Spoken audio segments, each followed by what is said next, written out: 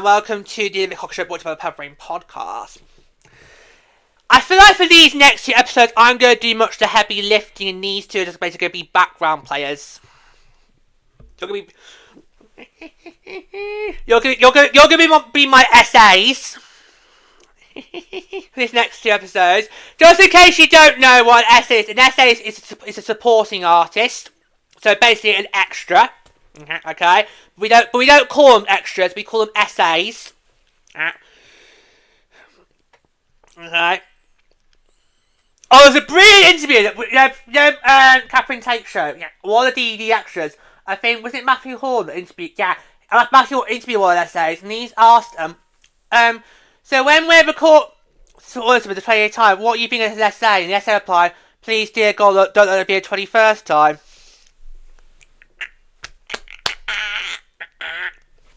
Yeah, so these next two episodes, these two are basically going to be my essays for it. Because what we're going to do for these episodes is we're going to talk to you guys about how you can watch the Olympics here in the United Kingdom. As you guys know, I was born and bred in Manchester, England, so I've been my entire life.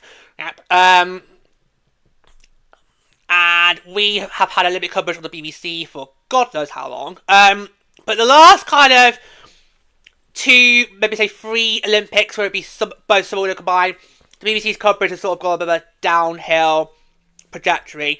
I can remember the glory days of the BBC Olympic coverage, where you would have literally so many channels. So you would have BBC One, the main channel, BBC Two, BBC Three, and you would also have the red button, which is like 2 or 3 other feeds as well. These days, it's just either BBC One or it's iPlayer, and that's about it. Yeah, because for Tokyo, we didn't realise that a lot of the sports were actually being shown on Eurosport. So, and because obviously they moved Tokyo from 2020 to 2021, it meant that we had a year to memorise that for Beijing, because Beijing was literally going to come next. Yeah. So with Beijing, we were more prepared for it. We actually did, for Beijing, we did do a mixture of BBC coverage and Eurosport coverage. In fact, most of the hockey, particularly the women's hockey, was on Eurosport, and I think BBC only showed the medal matches.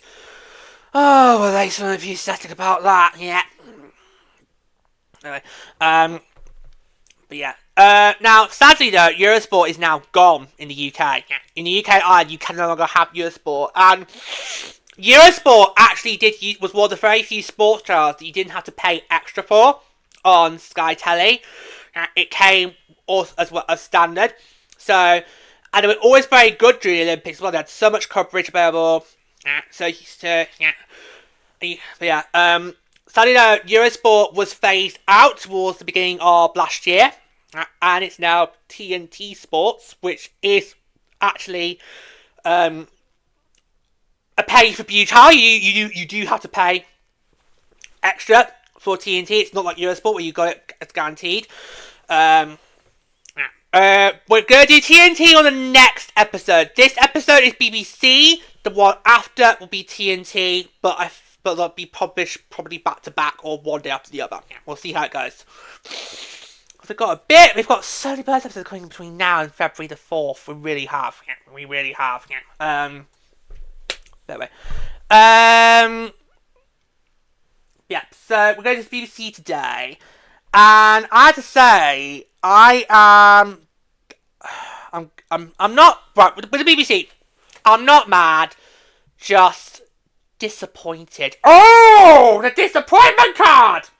Yep. Wow, okay. Wow.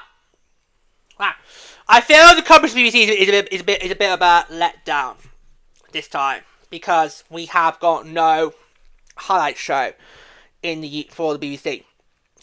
During the Olympics, the BBC always managed to do a highlight show called Today at the to stay at the game. And basically, after the Olympic coverage was done for the night, they would then do a roundup of that day's events.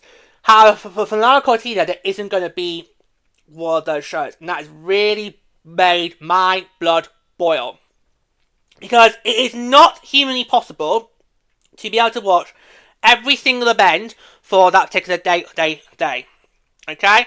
And you can't even rely on telly guides. You can't even rely on TV guides either to tell you what event is happening where. Because they could publish you that day's card, but they don't then say to you, right, it's going to be on this channel, or it's going to be like that service, it's that street. It's just, it's a complete mess. And also, yes, Pub? Also, the BBC, they are so reliable because they just dip in and out.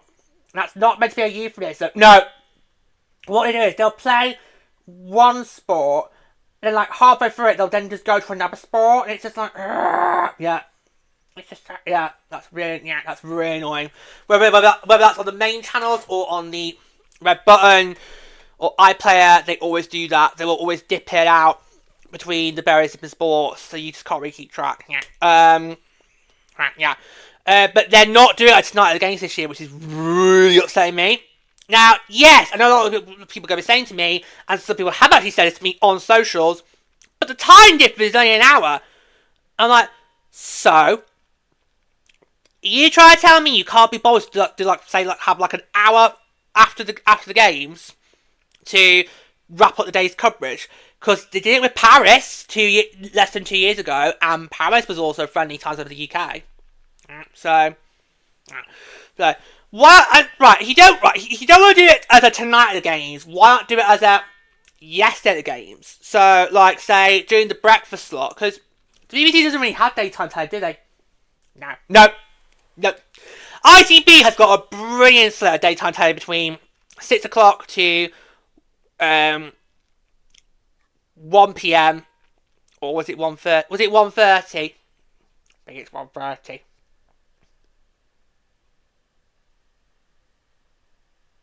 What? This more is 2.5 hours.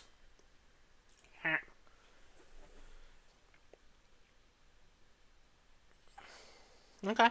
But ITV has a brilliant daytime coverage, where BBC doesn't have any daytime coverage. So you try to tell me they can't maybe do 6:30 to 8 o'clock, do like a 90-minute slot maybe. I don't know. Maybe get JJ Chalmers to do that and call it yesterday at the games instead of tonight at the games. Then that way you can say you have got a highlight show that can then get you ready for the next. I just think it's so important because for people like me who are invested in these games, because you got to know by now, I absolutely adore the Winter Olympics. Winter Olympics, I can literally watch anything and everything, but it's not humanly possible to do that. So I would love to have. I feel like I need to have a highlights package where I can get to the best bits from that particular day that I'm about to see because I was focusing on particular sports I was focusing on. Like, for example,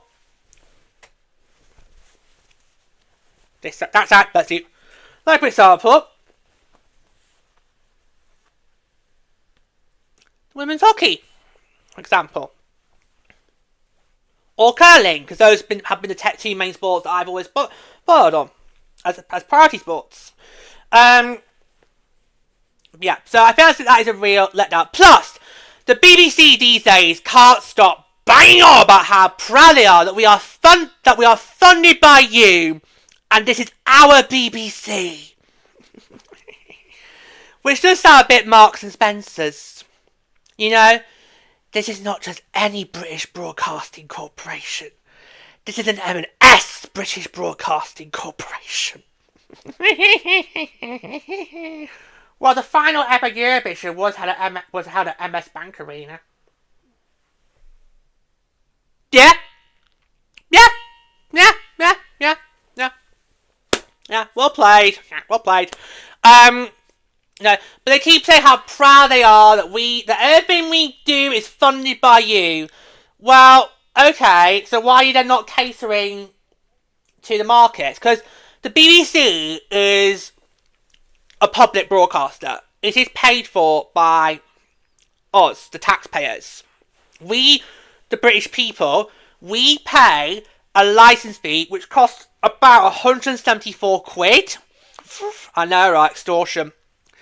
It costs about 174 quid a year, and we taxpayers have to pay that. So we basically, our taxpayers' money funds the BBC. Therefore, I feel it's the BBC's job to provide a service that is fit for purpose and gives something for everybody. And there will be people like me who will want to have a highlight show, and we're not going to get that. But what? Just because of time zones? Bullshit. I don't think the BBC's got any advice to give any good reason why not doing one. Not giving me any good reason. Now, yes, we could maybe see some highlight packages on YouTube, but they might not be able to show you the best of the footage. They will also show like select bits, like if you watch a highlights package back from DHL, they don't show. They pick and choose what bits they want to show in that package. Yeah, doesn't really give a full picture of the game. Yeah. So I do feel like the BBC have let me down with this, because I feel a highlights package a highlight show is really important, because you are just not going to be able to show every single event in its entirety each day, and not everyone's going to be able to be at their telly screens for the entire games. Like, some people might have work, some people might have other events going on, like how we on the Saturday, so the first Saturday games, like the 7th of February, we're at a concert. Yeah. I'm gonna be. Oh, I'm coming with you, by the way. So we're all going. So it's gonna be a trip. Well, I just thought, because you'll have your phone with you might be able to check what's going on. So I may as well come. Right. So these two are tagging along with me on February the 7th to the O2 in Manchester, and we're going to be seeing Nashville. It's the reunion concert. I'll start again. Got there. It's the reunion concert of the TV show Nashville, which was a huge hit back in the 2010s. I love that show.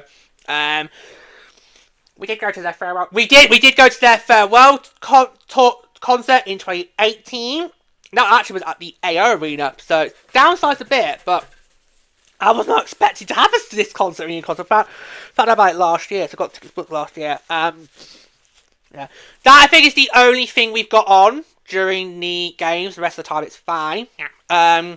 But some people might have events like that going on, or they might be out socialising with friends, so it's not possible for everybody to be able to watch every single moment of the game. So you need to have a highlight show just to basically run the action that people might have missed. But hey, it's out of my hands. I don't get to say what's going on the BBC. I just have to pay the license fee and be done with it, I'm afraid. It's not good. It's not good. Anyway, so shall we just read the press release, and then we can then do some more thoughts on it by that. Yeah. Right. So we're now going to read. So in the episode description, I'm going to give you the press release. I'm going to also give you links to how you can set up your accounts, because you will need accounts for BBC and TNT. Okay, so we'll do the press release first, and I'll come back to that. So BBC Sport to show 450 hours of Winter Olympics. The BBC will broadcast more than 450 hours of live action from next month's Winter Olympics in Milano-Cortina. The games, which run from... This is where I've got to break for the press release, because the press release has not included the right dates. So the BBC will broadcast from Friday the 6th of February to Sunday the 22nd of February. And it's the most accessible to UK audiences for more than 2 decades. Now, I should correct that, because the game, as we know, begins on the 4th of February. That's a Wednesday. But the BBC has never shown pre-game content. It's never done that. Any events that happen before the actual opening ceremony, they do not get shown on the BBC.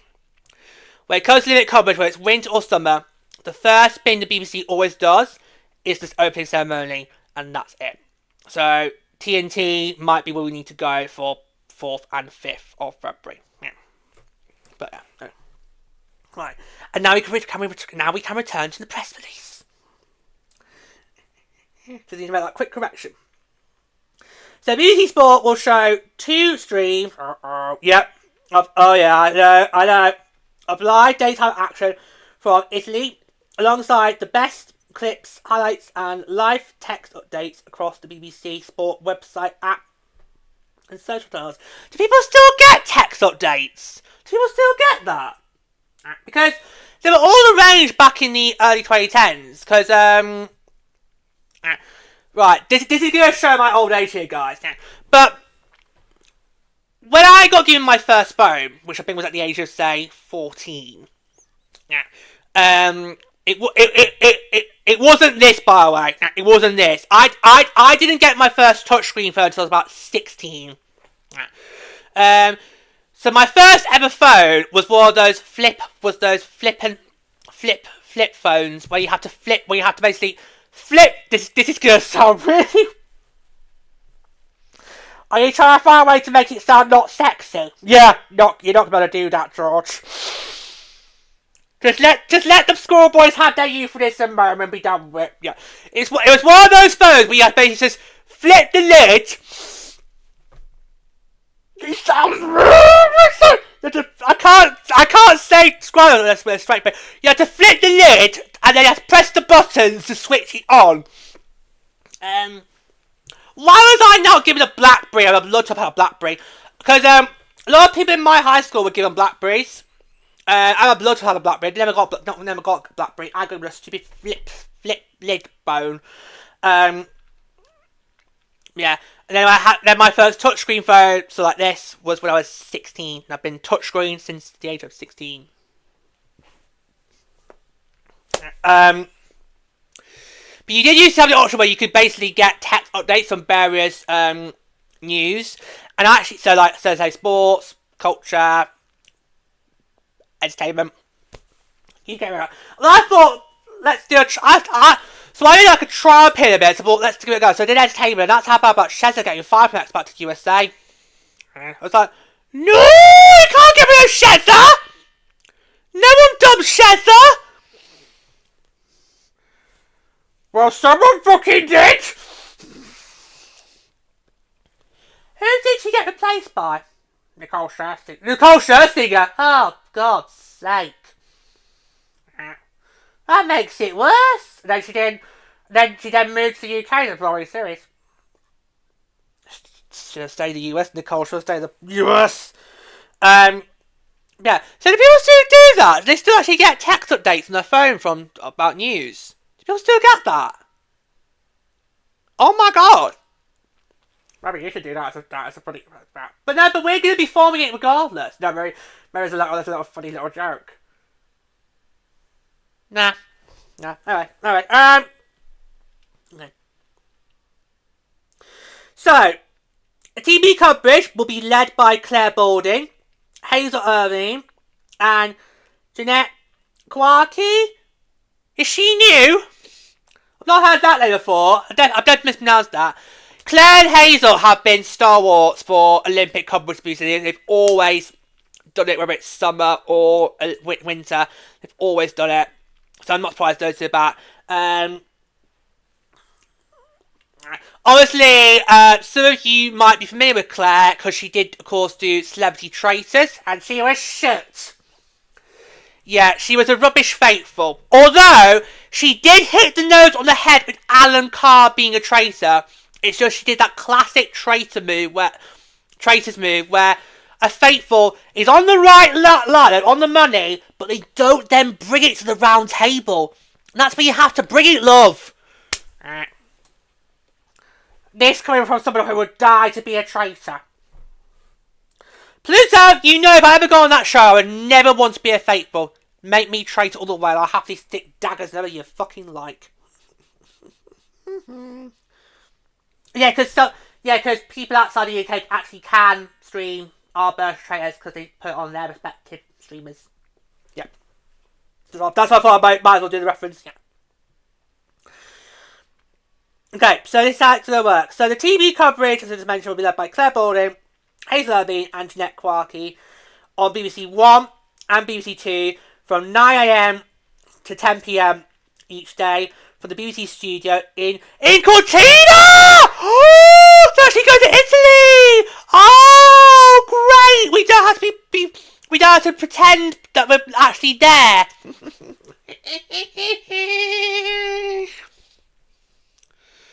You must think I was born yesterday, BBC! We knew you were not in Paris! We knew you were not in Paris! That was a green screen. Yeah, the last few Olympics, the BBC have basically done it in their studio. Yep, in Salford, the UK. But did a little backdrop of what would be like if we were outside the host nation. And for Paris, that was blatantly obvious. That was a fucking green screen. It's like, oh look, there's an Eiffel Tower behind Mark Chapman. He's not there. That's a green screen, love. You must think I was born yesterday. Anyway, that's lovely. I mean, that's just so. The second live stream, which is Olympics Extra, that will be available on via BBC iPlayer and the BBC Sport website app from 8 a.m. to 11 p.m. to show additional Winter Olympic Games. Former Olympians Lizzie Arnold, Vicky Wright, and Montel Douglas! Isn't that fire from Gladiators? Oh, she's got points on her, hasn't she? Well, good for her. Love her. She's one of my favourites. Even find a girl. I've not really got any favourites of the men's gladiators, but a lot of the women's one, I love them. But, wow. Fury's another good one, but she needs to stop playing the edge. She always falls off that. Anyway, yeah, they're among some of the punditry team providing analysis at the games. Okay, so now I'm going to go through how you can follow the games. So how to follow the games on the BBC. So TV and iPlayer. So live coverage and highlights of all major events will be broadcast across BBC One, BBC Two and BBC iPlayer. So, oh my god. Right, BBC One. So BBC One is 9 a.m. to 12 p.m. with Hazel. And then from 2 p.m. to 5:15 with Jeanette. BBC Two is 1 p.m. to 2 p.m. with Jeanette. And then from 5:15 to 10 p.m. with Claire. Right, hold on. So, we're not going to have the evening slot on the main channel. No. No. Well, in that case, why just make Claire stay in the studio till 11 p.m? Because BBC One has the news at 10. Yeah, I understand the gaps, because obviously you've got a case about the various news. Obviously on BBC you have news at 1, you then have the news at 6, you have the news at 10. So I can understand the gaps at 1 and 5:15, but yeah, you're right though. If they're staying on BBC Two after 5:15, then why just extend it to 11 p.m? That probably explains why the Waterloo Road has started so early. Alright, because I remember the trailer came for the news in Waterloo Road, I was like, oh! I was not expecting it to come that early, because I was given the Olympics. Yeah. But with every episode of Waterloo Road, the Always Street gets put on iPlayer at the start of each new series. Yep. We get 2. Yeah, but we get 2 a year. Roughly, the first one comes either start of the year or mid-February. And then the second one rolls around in the autumn. So I was thinking maybe this new series, which is on right now, would have maybe gone after Olympics at end of February. And then the gap wouldn't be as too big. What are you two doing? Are you stream it? Are you binging? Yeah, we're binging. We are binging that. Yeah, we're binging. Yeah. We both decided we'll just watch that on our own leisurely pace. Yeah, so yeah, we're binging that. Yeah. I don't. Oh dear. Yeah. Plus, Apprentice starts next week. Does it? Yeah. Trailer's fire tomorrow. I know. I feel like Traitors has ended a lot quicker this year than it was last year. Yeah, it started the exact same day. Yeah, I agree. I just feel like that. Anyway. Oh, tonight's going to be so interesting. Could decide who wins the game. Anyway, so then digital and social, I'll go through that now. Limit Extra, that is live digital stream from 8 AM to 11 PM daily. BBC Sport website and app, day by day guides, sport explainers, medal tables, live text features and on-demand clips. And then the final one is Radio and BBC Sounds. So BBC Radio 5 Live is the radio home of the Winter Olympics with Katie Smith and Maz Baroki delivering daily coverage, interviews and reaction, and you will also find it on BBC Sounds. Right, so all that's left to do is tell you how you can watch the iPlayer side. Okay, so in order to watch anything on iPlayer, whether it be, as we just mentioned, Gladiators, Traitors, Waterloo Road, for example, or anything else. Hold on. We get Iron tomorrow, don't we? Midnight. So after tomorrow's final, at midnight, we get Ireland. I've been waiting for Ireland. I've been watching clips of Ireland. I can't wait to get the full thing. So that's going to be, right. We've not got any games tomorrow, have we? No. Because my Sharks are hosting the Rangers tomorrow, so I've got no P-dub. No. It's a rare Friday off tomorrow. Right. Okay. Yeah, so that's gonna be exciting. Do you reckon we'll get Ireland before we go on our trip? Dunno. Depends. Anyway. Right, but if you want to use BBC iPlayer, you need to have a BBC account. You need to have a BBC ID account. It's very easy and simple to do. I've had one since I was 15 in 2012. 2012 was my first year of watching Strictly, and that is how you can vote on Strictly. I have never ever voted for Strictly by phone. Of course, he watched last year's series, which bit of a damp squid, no famous basis, controversial winner. Hey ho, and too many people getting injured. What were those what the hell was Beto and Cassia putting these celebrities through? Look at getting injured. I don't know. Anyways.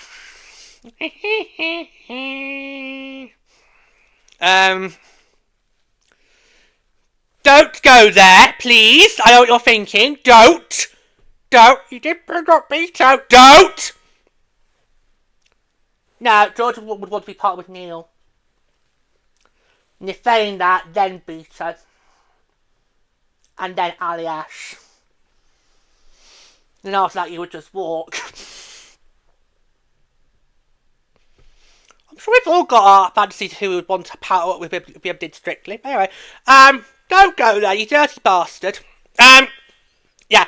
So last year's series was the first time that you had to vote only online, which made the TNC's bit very awkward. So good luck to the new Claudia. Has to do that bit week in, week out for 14 weeks. Yeah. So. It's very simple, very easy to do. It doesn't actually take that long. It can probably take about maybe say 30 seconds or 1 minute. So it's not that complicated compared to other streamers. But if you want to watch anything on iPad, you must have a BBC ID account. Okay, I will put the link in the episode description to show you how you can do that. You can get that done as soon as you finish watching this and listening to this episode, by the way. I'm going to us. Yeah, but they always, before you ever try to watch something on iPlayer, they always ask you, have you got a BBC ID account? And if not, you need to then register. You have done sign in. It also, I've never noticed on the other streamers that we have in the UK, so ITVX, All 4, My5, they don't do what iPlayer does, which is ask you, do you have a TV license? Because in the UK, you need to have a TV license to watch anything on a telly. But I have been told that you don't actually need a license to watch a streaming service. You just need obviously to have a subscription. Or account, for that streamer. So I always find bizarre that iPlayer always asks this question, because there's no legal way for the BBC to check if you have got one or not. There's no way. So even if you haven't got a license, just click yes, because there's no way the BBC can check that. And you don't get it on ITVX. So whenever I've watched something on ITVX or All 4 or even My5, they don't ask that. They ask you if you've got an account and if so sign in. But they've never then asked you, have you got a telly license? But BBC does. So if that comes up to you at any point, just say yes. They can't check you. Even if you've not got one, be a traitor. Tell a lie. They can't check. There's no legal way for the BBC to check if somebody has got a telly license or not. Yeah, but it's based on a bit. But you do need a BBC ID account to watch anything on the BBC. Okay, so just go and do that. It's very easy, straightforward, and that's what you need to do. It's simple. It's free, and then once you're done, you're done. And you'll be all ready to pull the limit. So if you're going to be watching it on iPlayer, you'll be ready for that when and so. Yeah. Now, I just feel a bit let down by BBC with their coverage plans. And it does make me wonder, how much of BBC coverage am I going to watch? Or am I going to go and maybe go elsewhere? For a change. We'll see. Let's see what TNT's got to offer, shall we? And then we'll see what happens. Yep, because we're going to do that that next. I think that's me. I've pretty much covered everything I need to cover. Yeah. Okay, well, we'll wrap it there then. Wrap it there. Okay. Like I said, there will be links to that press release. You will read it for yourselves. There will be links to how you can get your BBC ID account as well. But that is pretty much all you need to know for the BBC's Winter Olympic coverage for Milano-Cortina 2026.